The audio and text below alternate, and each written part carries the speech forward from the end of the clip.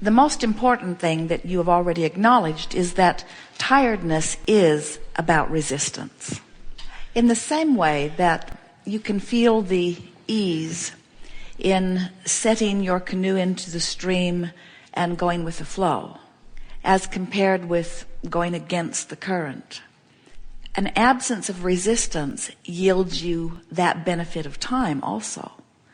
In other words, there is so much more leverage in vibration than there is in action. So if you've taken the time to pre-pave, which is to imagine, if you've taken the time to raise your vibration, as in meditation or appreciation, if you've taken the time to line up your energies, now any action that you offer is going to be very productive action, because it's action that is inspired from that connected place, where if you don't take the time to line up and you offer your action, it's harder and it accomplishes less. Haven't you noticed that the better you feel, the better things go, and the worse you feel, the worse things go? Yeah. Let's say that you have a series of phone calls that you need to make. When you take the time to get into alignment, your timing of making those calls will be appropriate. The inspiration of when to make them and the inspiration of what to say while you're making them will net you much clearer results than if from your place of worry and therefore misalignment you forge forward with the action. Esther one day was feeling a shortage of time. They were in a restaurant, and Esther had brought a notebook along to talk to Jerry about different things while they were having lunch. And she literally had pages of things that were on a notebook entitled Things to Do Today. It was quite funny. 10 people could not have done that list that she had been dragging around. And so in her overwhelmment, she said, "Abraham, what should I do?" And we explained to her that when you have so much to do, that you have that feeling of overwhelmment, you're not in the flow, you're not in vibrational alignment, and the inspiration can't be received by you. Your timing's off. Everything's harder. Draw a line down the center. They were sitting in a restaurant with a paper placemat, and we said, draw a line down the center of this page, and on the left side, write a heading that says, "Things I will do today," and mean it.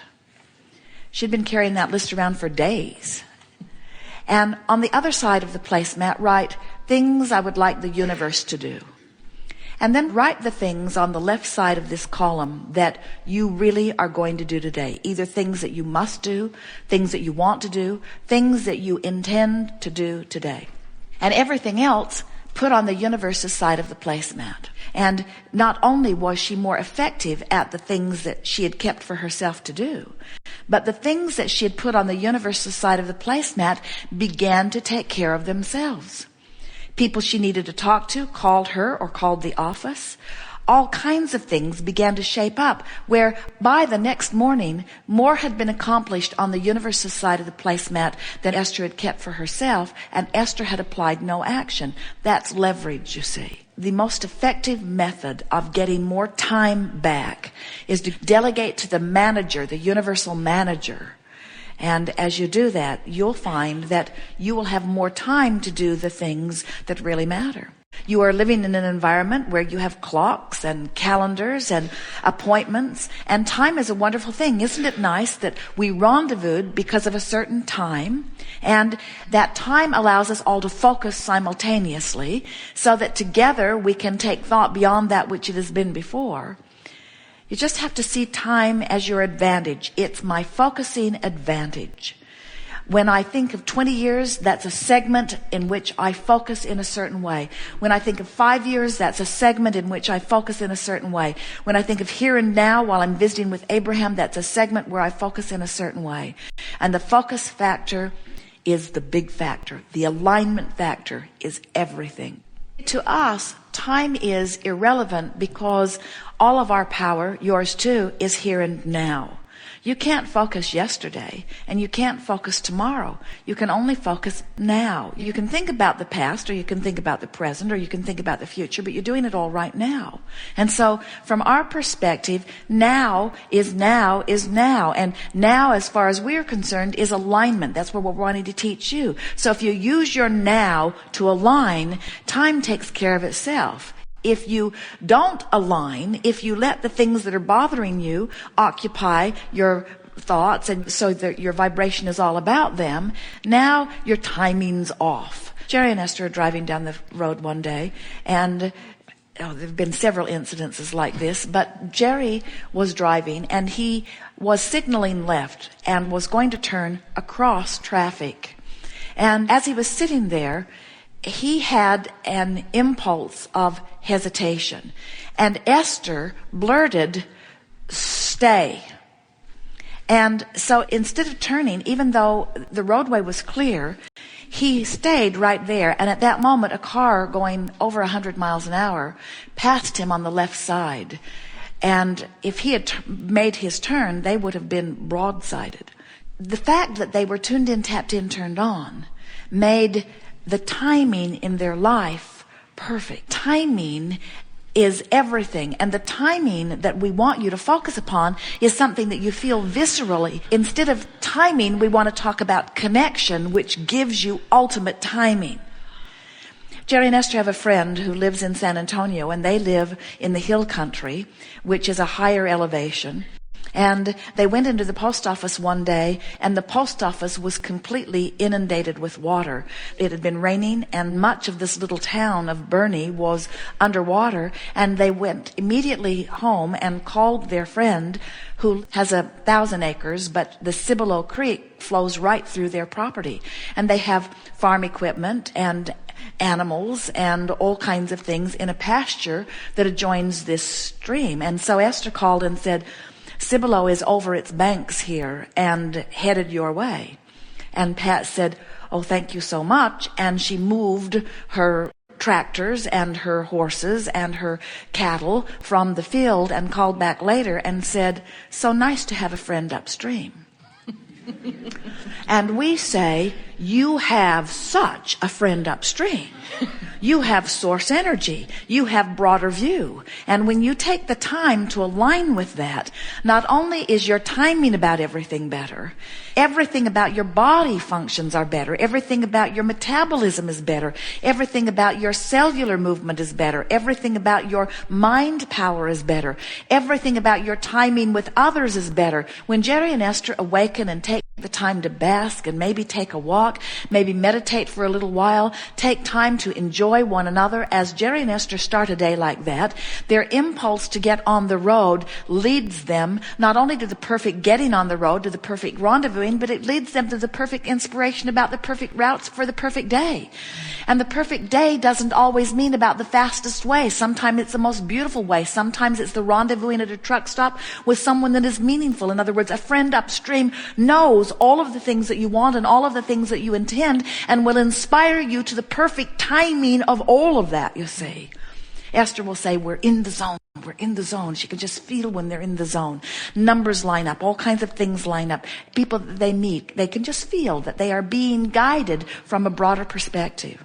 Someone gave them a Staples Easy button. They left it on the table one day. And Esther took it back to the coach and put it in a predominant place.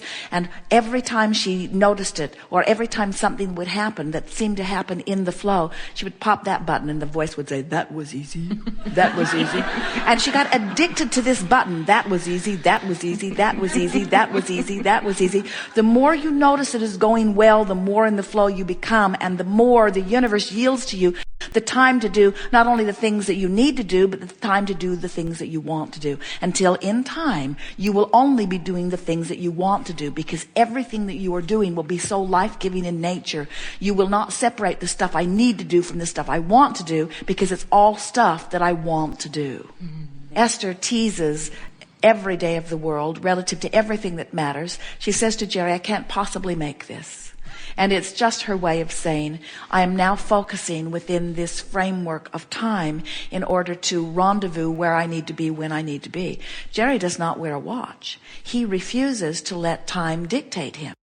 but he counts on Esther to wear a watch and let him know anything that is important. But it is interesting to Esther to watch him, because even without his watch, he has excellent timing. He'll be working on an editing project, sitting back further in the bus while Esther is driving, and they will have an interchange that is important to them. And Esther will be watching the navigational system, knowing that this choice will come up, because often they don't follow what the navigational system encourages, because they have some other option. They don't want to go necessarily the fastest way.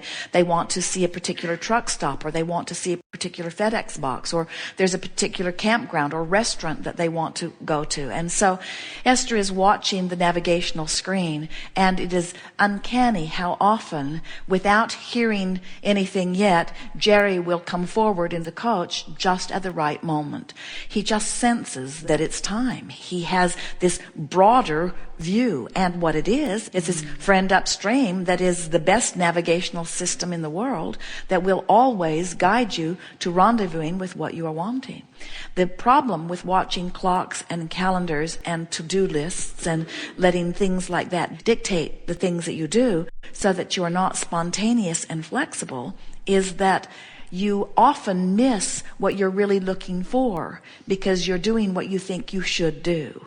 The universe is leading you to what you really want, while often you're doing what you think that you need to do, and they are not always the same thing. We look forward to them always being the same thing for you. And that's why the Sudbury book is so exhilarating to so many people. That freedom that those children have. The premise of the school is there is no curriculum that is assigned. And if you have a desire, the school will find a way to accommodate your desire. But it does not tell you what your desires should be. It provides an environment where your own desire can be born. And when it is, then it supports whatever desire is born within you. And so that feeling of freedom that you read in that book is the way you intended to feel about this life experience. You did not intend to have all these shoulds and shouldn'ts and do's and don'ts, because you knew that you were a worthy being coming forth to create a masterful life. Further, you knew that the details of your life would inspire you specifically, and that those outside of you could not give you the most appropriate information. And so the clock isn't the best information about time, and the calendar isn't the best information about time. The vibrational relativity between where you are and what you want is what you're wanting to use as your guiding force. Jerry and Esther have a little friend that they have been watching and loving. He lives in Colorado, and he is now attending a Sudbury school in Colorado. And so on the last cruise, they were visiting with him, and Jerry asked him, "Tell me about your day." And he said, "I'm free at last." And Jerry and Esther's hearts are singing because they love this little man so much. And then Jerry said, "Well, give us more details about your day." And he said, I'm free. And Jerry said, "Well, so your mother drops you off, then what?" And he said, "Then I go to this place and I play some video games." And then Jerry said, "And then what?" And he said, "And then I play some more video games." And Jerry said, "And then what?" And he said, "And then I go to another place where I play some other video games." And then what? And then it's time for lunch. And then what? Then I go in where the big kids are and I play some more video games. And Jerry and Esther smiled at each other as they thought, this one will have no problem remembering anything. If history matters and he focuses upon it, he'll get it. If mathematics matters and he focuses upon it, he'll get it. But the thing that is hard for so many humans to get is that there is really no point in somebody else deciding what you should know and then providing an environment where in your state of resistance in not feeling free, you are then encouraged to try to learn it, because under those conditions, your ability to learn is hampered intensely. Where when you are going with your flow and something occurs to you that you would like to know, in your tuned in, tapped in, turned on state, you become a magnificent genius. All genius is attention to a subject. Law of attraction takes care of the rest. But if your attention to the subject is split with your thinking you should learn it but not wanting to learn it, now you are not tuned in, tapped in, turned on, and now it's slow going. It's not different than turning your canoe upstream and working very hard and then getting those mediocre grades from those teachers who are also paddling upstream, getting very mediocre results.